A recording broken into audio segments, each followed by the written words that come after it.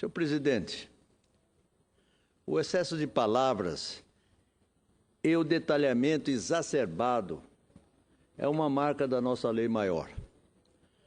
Fui, inclusive, senhor presidente, enquanto deputado constituinte, um crítico desta opção. Recordo-me que havia apresentado proposta para que a nossa Constituição seguisse o padrão da Carta Magna do Reino da Dinamarca, que é enxuta, demarcando apenas as linhas mestras das leis necessárias a qualquer país democrático. Falo desse assunto ao recordar-me que algumas vezes a imprensa gosta de fazer reportagens destacando a quantidade de projetos, entre aspas, bobos, que tramitam pelas casas legislativas. Faz isso, é claro, com o intuito de ridicularizar o nosso Congresso Nacional.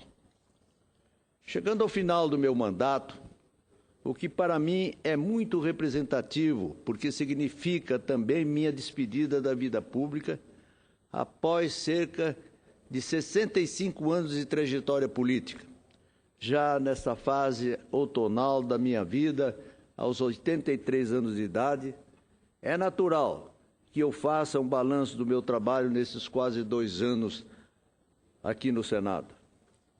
Hoje, vou focar minhas atenções nos projetos de lei que apresentei. Ao todo, foram 51 proposições legislativas entre projetos, propostas e emenda à Constituição, requerimentos de informação e requerimentos de realização de audiências públicas. Entendo que o montante numérico não é o mais determinante para se avaliar como positiva ou medíocre uma atuação parlamentar, mas sim a qualidade do que está sendo posto em debate. Nesse aspecto, quero ressaltar minhas propostas, as quais entendo muito pertinentes para a vida nacional, ou melhor, para a vida social de nosso país. Muitas delas partiram de sugestões de eleitores, de amigos e de entidades de classe. Outras vieram de observações calcadas na minha experiência de vida. Com o apoio da consultoria do Senado, cujo quadro é formado por excelentes profissionais, pude levar adiante muitas das ideias que fervilharam em meu gabinete ao longo dos últimos 22 meses. Vou expor, Excelência, as minhas proposições por grupos temáticos. Assim que aqui cheguei, recuperei uma ideia que tive enquanto deputado federal, no final da década de 70, e que lá não recebeu o apoio necessário à época. Com o relatório do ilustre senador Paulo Paim, pude ver minha proposta aprovada e encaminhada à Câmara dos Deputados. Estou falando do PLS 47/2013, apresentado no dia 22 de fevereiro, menos de um mês após eu ter assumido o mandato, que determina o pagamento obrigatório de comissão sobre o valor de vendas ao comerciário. O senador Paim esmerou-se em seu relatório, promoveu audiências públicas e encontrou um ponto de consenso suficiente para garantir a aprovação deste direito trabalhista, importante para os lojistas, de maneira a não prejudicar os comerciantes. Em relação ao processo eleitoral, considero que pude contribuir com algumas ideias. Uma delas, já até aprovada e encaminhada para a Câmara dos Deputados, amplia o direito ao voto em trânsito. O PLS 130/2013, de 16 de abril, garante ao eleitor que está fora do seu domicílio eleitoral, no dia da votação, escolher os representantes de seu estado, para vereador, prefeito, deputado estadual, federal, senador e governador. A lei atual permite apenas o voto em trânsito para presidente da República. Entendo, Excelências, que a Justiça Eleitoral não terá plena possibilidade técnica de implantar a medida. Todos os anos, vemos novidades no processo de votação. A de 2014 já foi a implantação da identificação biométrica. Por isso, Não vejo dificuldades que não possam ser suplantadas para garantir ao brasileiro o direito cidadão de praticar o voto consciente de onde quer que ele se esteja em território nacional. Outras propostas apresentadas que dizem respeito ao processo eleitoral é a PEC 52/2013, apresentada em 25 de setembro, que altera a composição dos membros do TSE e dos TRS. Prevê a criação da Escola Nacional de Formação e Aperfeiçoamento de Magistrados Eleitorais e o Conselho Superior de Justiça Eleitoral. Esta PEC determina ainda prioridade processual às ações relativas à impugnação de mandato eletivo e às ações voltadas ao processo eleitoral. Esta está em fase de análise na Comissão de Constituição e Justiça. Outra matéria do mesmo sentido é o PLS 384/2013, complementar, de 20 de setembro, que determina que os processos relativos à impugnação de mandato eletivo, anulação de eleição e expedição de diploma sejam julgados em, no máximo, 60 dias. Esse projeto já está pronto para ser votado em plenário. Ainda relacionado ao processo eleitoral, mas agora com foco na propaganda, preocupei-me em ampliar o conceito da acessibilidade. Por iniciativa de um eleitor, sugeri o PLS 272/2014, de 7 de outubro, que exige o uso de Libras, ou seja, a linguagem dos sinais, além das legendas nas propagandas eleitoral e partidária de TV. Essa matéria tramita na Comissão de Direitos Humanos e Legislação Participativa com relatório favorável. Na área de saúde, apresentei alguns projetos com o objetivo princípio da prevenção. Assista ao PLS 145/2014, de 29 de abril, que proíbe o uso de símbolo, figura, desenho ou recurso gráfico com elemento de apelo próprio ao universo infantil nos rótulos e na propaganda de medicamentos, cosméticos e produtos de limpeza. A ideia, senhor presidente, é prevenir acidentes domésticos com crianças. É muito comum a intoxicação de crianças por consumo desse tipo de produtos, muitas até chegando a óbito. Como a publicidade muitas vezes faz alusão ao universo infantil, fica no imaginário da criança que aquele produto representa um super-herói da limpeza, digamos assim. Por isso, minha preocupação foi de fazer com que não só a propaganda, como também a embalagem desses produtos sejam menos chamativas possível. Esse projeto tramita na Comissão de Assuntos Sociais. Outra proposta, senhor presidente, segue na mesma direção da lei antifumo, que entrou em vigor recentemente. A minha ideia é atuar na prevenção ao início do consumo de cigarros aos jovens. Por isso, o PLS 273/2014, apresentado em 7 de outubro, proíbe a venda de cigarros num raio de 200 metros de estabelecimentos de ensino e também dos centros de saúde. A proposta tramita na Comissão de Assuntos Sociais. Ainda na linha da prevenção, mas agora a obesidade, o PLS 360/2014, apresentado há poucos dias, em 12 de dezembro último, determina que conste o valor energético do rótulo de bebidas alcoólicas. É também uma maneira de desestimular o consumo excessivo, que sabidamente causa dano à saúde e, muitas vezes, instiga a violência doméstica e ou provoca acidentes de trânsito fatais, quando pessoas bêbadas, apesar de todas as punições e fiscalização, ainda insistem em transformar o carro em uma terrível arma. A matéria tramita na Comissão do Meio Ambiente, Defesa do Consumidor e Fiscalização e Controle. Outra proposição, senhor presidente, cujo objetivo final também é a saúde, é o que atua na prevenção da intoxicação alimentar. O PLS 253/2013, apresentado em 26 de junho, torna crime hediondo a adulteração de substância por produtos alimentícios. São frequentes as notícias de adulteração de leite, por exemplo. Sugeri esse projeto após denúncia de uso de soda cáustica e formol no leite de caixinha de diversas indústrias consagradas no mercado. É bom lembrar que, ainda na semana passada, a Polícia Federal deflagrou a 6ª operação, leite compensado, no sul do país.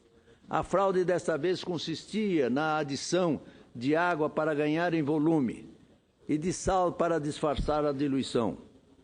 Menos pior para a saúde, apesar de a adulteração afetar o valor nutricional do produto. Em qualquer situação, na fraude mais ou menos danosa à saúde, configura-se o desrespeito ao consumidor. Entendo que punir com a mão pesada na tipificação de crime hediondo, a adulteração de alimentos pode coibir a intenção dos fraudadores. Por isso, gostaria de ter o apoio dos parlamentares da Comissão de Constituição e Justiça, por onde tramita a proposta. Por fim, mais um projeto apresentado em relação à área da saúde foi o PLS 251/2013, de 11 de dezembro do ano passado, sugerido pelo meu genro, o ilustre médico Paulo Marcelo Hoff, que, aliás, contribuiu algumas vezes para o meu mandato com suas ideias. A proposta institui o consentimento presumido para a doação de sangue do cordão umbilical e da placenta e concede isenção do IPI sobre os produtos e equipamentos empregados no procedimento. O objetivo do eminente médico é facilitar e desburocratizar o processo de transplante de células, tão importante para a pesquisa médico-científica. Se a matéria for aprovada, o que espero sinceramente, a mãe que não quiser permitir a doação terá que expressar sua decisão. O projeto tramita na Comissão de Assuntos Sociais, onde já foi realizada uma audiência pública a respeito e, ao que me parece, tem como relatora a eminente senadora Ana Amélia. Como membro titular da Comissão da Agricultura desta Casa, dado o meu interesse pelo tema devido à importância substancial desta área para o meu Mato Grosso do Sul e para o Centro-Oeste, senhor presidente Assir Gulcás, Vossa Excelência também faz parte do Centro-Oeste, por um importante estado que hoje se desponta na produção não só de proteínas vermelhas, mas também de grãos alimentícios. Acompanhei atentamente as discussões das matérias e os debates. Em uma das audiências públicas daquele colegiado, impressionou-me a informação de que os órgãos governamentais demoram, em média, 40 meses para liberar o registro de um novo agrotóxico, tal o tamanho da burocracia estatal. Vossa Excelência há de se recordar desta audiência, inclusive porque houve a inteligência de sua participação nela. Aquilo me incomodou, senhor presidente Assir Gulcás, de tal forma que apresentei o PLS 209/2013, em 29 de maio, estabelecendo o prazo máximo de 180 dias para o processo de registro de agrotóxicos, seus componentes e afins pelo órgão federal. A proposição que impõe punições para o agente público que protelar a liberação do registro foi aprovada nas comissões de Constituição e Justiça e de Agricultura, com os relatórios do eminente senador, também do Centro-Oeste, Brairo Magno. Agora aguarda a votação à Comissão dos Direitos Humanos e Legislação Participativa.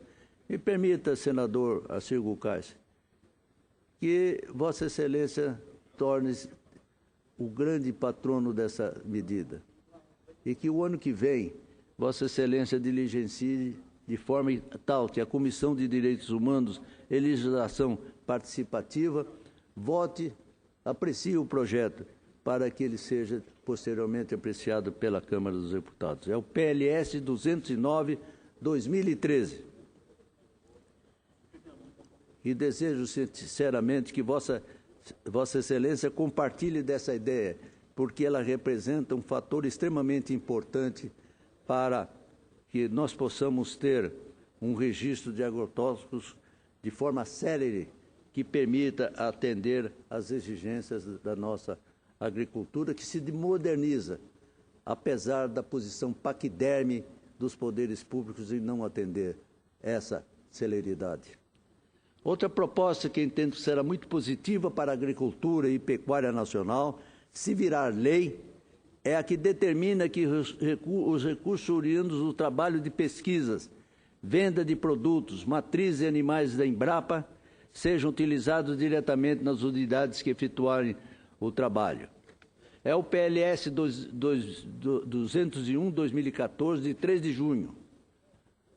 Tem por objetivo principal garantir o reinvestimento nas pesquisas, uma vez que os recursos provenientes de tal trabalho hoje são destinados à Embrapa Nacional e pode perder-se em gastos administrativos, prejudicando a manutenção de investimentos em conhecimento científico e tecnológico, tão importante para impulsionar nossa agricultura. A matéria já recebeu o relatório favorável do nobre senador Valdemir Moca, que ao meu lado representa Mato Grosso do Sul, além do senador Delcídio Amaral. Moca é meu colega de bancada na Comissão da Agricultura e Reforma Agrária e aguarda apenas o quórum para ser votado. Creio, senhor presidente, senador Assir Gucas, que ainda nesse final a Comissão de Agricultura terá quórum suficiente para apreciar o parecer do senador Valdemir Moca e darmos condições para que esse projeto siga para a comissão, se não me falha a memória, a comissão de tecnologia desta casa. Mas também eu gostaria que Vossa Excelência se tornasse também um patrono dela. Já nessa fase final de meu mandato, apresentei uma proposta para provocar reflexão de nossa juventude e contribuir para a sua formação não só educacional, mas humana. A PEC 34/2014, de 29 de outubro, cria o serviço comunitário para alunos egressos de universidades públicas ou dos que tiveram seus estudos em instituição privada custeados pelo Estado. Entendo, senhor presidente, que os jovens que tiveram a oportunidade de cursar o nível superior gratuito podem e devem conferir uma contrapartida à sociedade, além de auxiliar especialmente as comunidades carentes das mais diversas áreas, como a jurídica, a de saúde, de engenharias, etc., os jovens egressos do ensino superior público terão a oportunidade de entrar em contato com outras realidades. Certamente se tornarão profissionais mais humanos e engajados socialmente. A matéria tramita na Comissão de Constituição e Justiça e Cidadania. Em relação à área da segurança, fiz algumas propostas de alteração do Código Penal, como a que confere mais rigor à progressão de penas. O PLS 274/2014, de 7 de outubro, aumenta para 3/5 e 4/5 ser reincidente o tempo necessário para o benefício de progressão de pena dos condenados por crime hediondo, tortura, tráfico de drogas e terrorismo. O livramento condicional só ocorreria após o cumprimento de 4/5 da pena, se o condenado for primário. A matéria tramita na Comissão de Constituição e Justiça e Cidadania. Também sugeri, senhor presidente, o aumento da punição para o trote do sequestro relâmpago, quando o agente da extorsão realizar a ligação telefônica do interior de presídios. Esta proposta foi sugerida por um eleitor que havia passado exatamente por essa situação. Ele foi surpreendido pela ligação de um presidiário, afirmando estar em seu poder a sua filha. O PLS 63/2014, apresentado em fevereiro deste ano, portanto, seria uma resposta a esse abuso. A matéria tramita na Comissão de Constituição e Justiça. Na mesma linha de majoração de penas, apresentei o PLS 459/2013, de 6 de novembro, após ficar estarrecido ao ouvir a audiência pública sugerida por mim na Comissão de Desenvolvimento Regional, sobre a atuação da Polícia Rodoviária Federal, de que o contrabando de cigarros é mais rentável que o de drogas nas fronteiras brasileiras. Absorvi a sugestão do chefe de divisão de combate ao crime da Polícia Rodoviária Federal, Moisés Dionísio, e apresentei o projeto para que a pena do traficante de cigarros passe a ser de reclusão de 2 a 6 anos e multa. A matéria está em discussão na Comissão de Constituição e Justiça. Senhor presidente, na minha atuação legislativa também foquei temas relacionados com a Previdência. A PEC 8/2014, de 9 de abril, em discussão na Comissão de Constituição e Justiça, unifica a regra de aposentadoria do servidor público, nos casos de invalidez permanente. Já o PLS de 97/2014, de 20 de abril, trata da questão das contribuições sindicais de aposentados, permitindo o cancelamento de autorizações de descontos nos benefícios da Previdência Social destinado a associações e demais entidades representativas de aposentados. Esse projeto está pronto para votação na Comissão de Assuntos Sociais. Ao longo do meu mandato, não me furtei de participar com minhas sugestões nos debates marcantes do Congresso, como a questão dos votos presidenciais. Assim que assumi, o Congresso estava com uma cifra nada satisfatória de mais de 3.000 vetos não votados, alguns de 10 anos passados. Apresentei a PEC 4/2013, de 27 de fevereiro, que determinava o sobrestamento da pauta do Congresso Nacional, do Senado Federal e da Câmara dos Deputados em caso de mora legislativa no exame dos vetos presidenciais.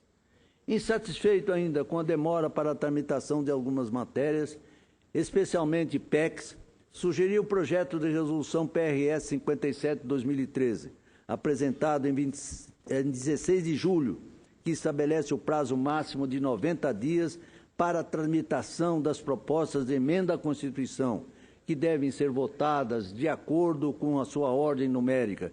A sugestão tramita na Comissão de Constituição e Justiça. Em outro assunto, também quis oferecer a minha contribuição.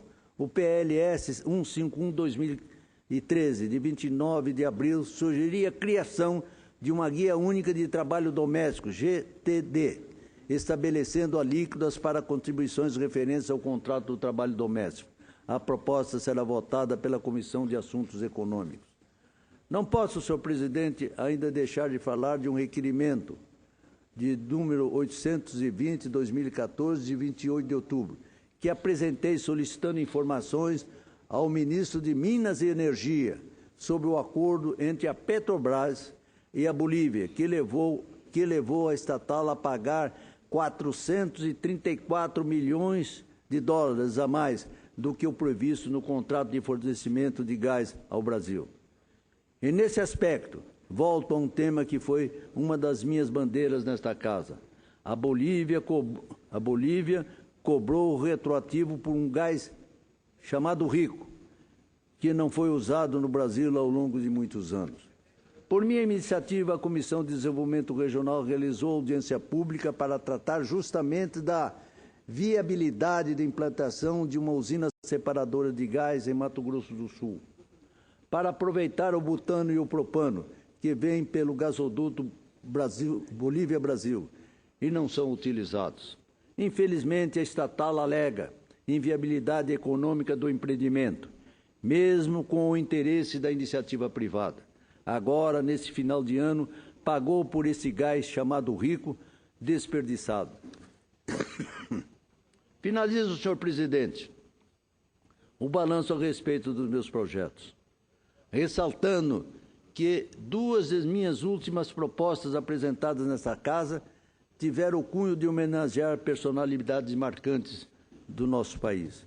Uma delas tive a alegria de ver agilizada em tempo recorde, graças à atuação eficaz da consultoria do Senado e de minha assessoria parlamentar, o PLS 314, de 5 de novembro último.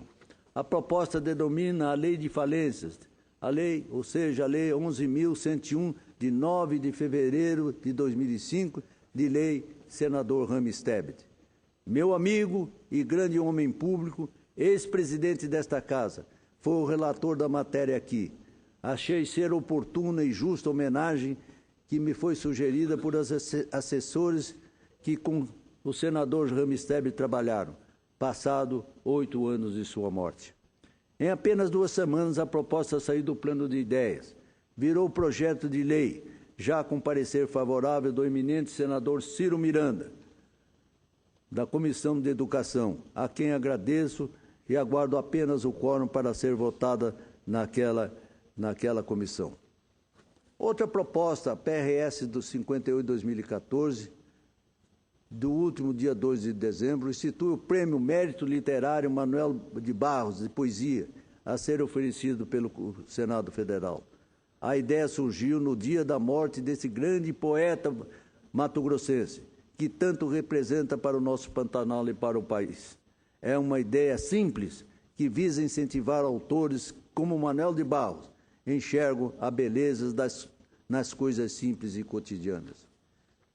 Sem grande custo para o Senado Federal, a proposta sugere como premiação a publicação de livros dos vencedores pela gráfica do Senado, além da mídia espontânea gerada pelo evento da premiação, que será uma sessão especial do Senado.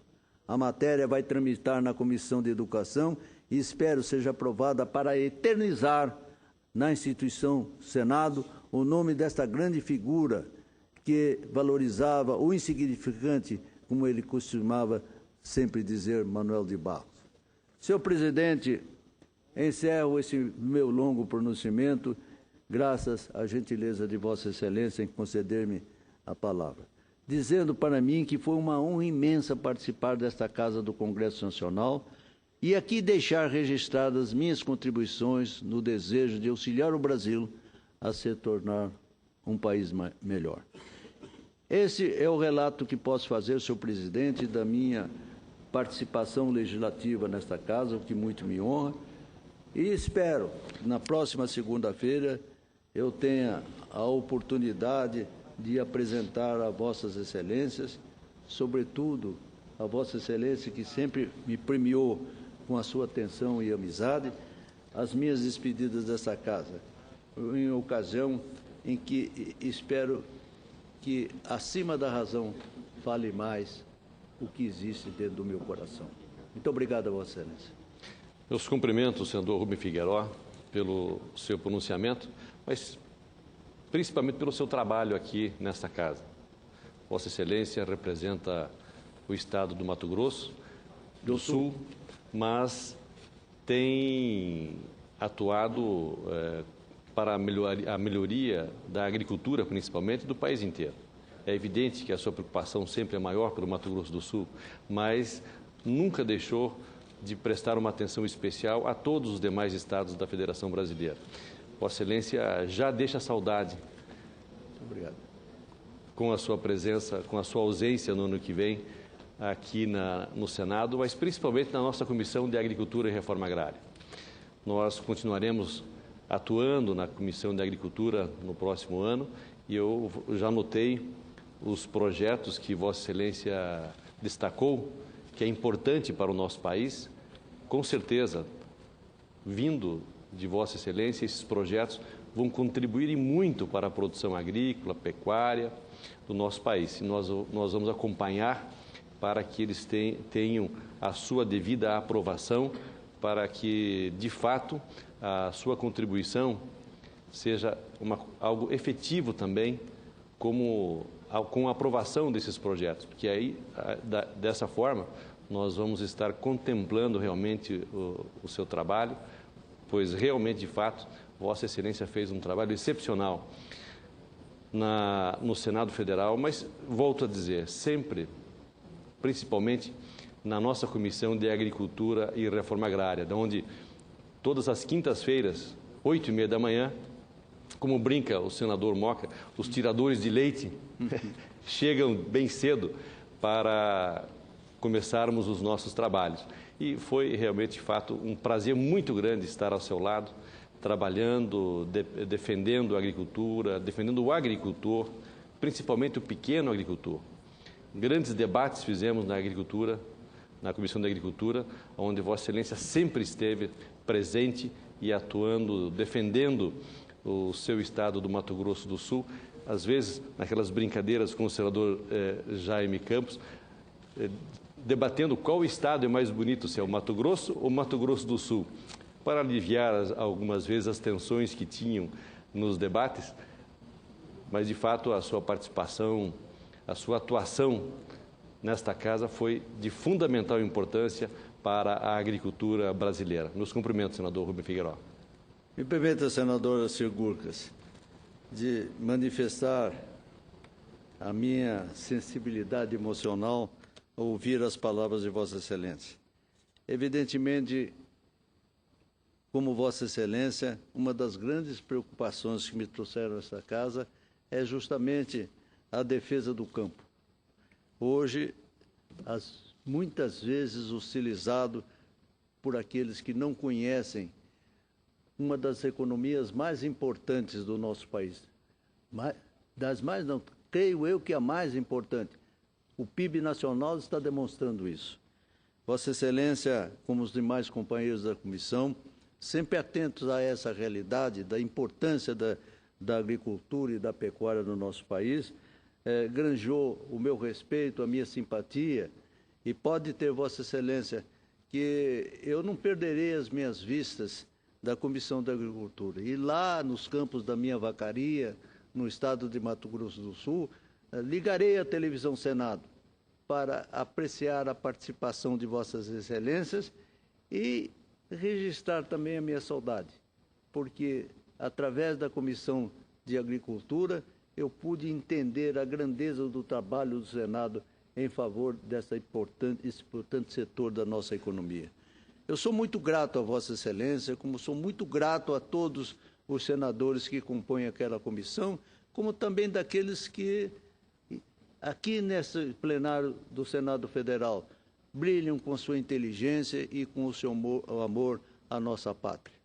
Muito obrigado a Vossa Excelência pelas suas expressões generosas, que ficarão sempre registradas, não só no meu coração, mas na minha consciência de cidadão brasileiro. Muito obrigado a você.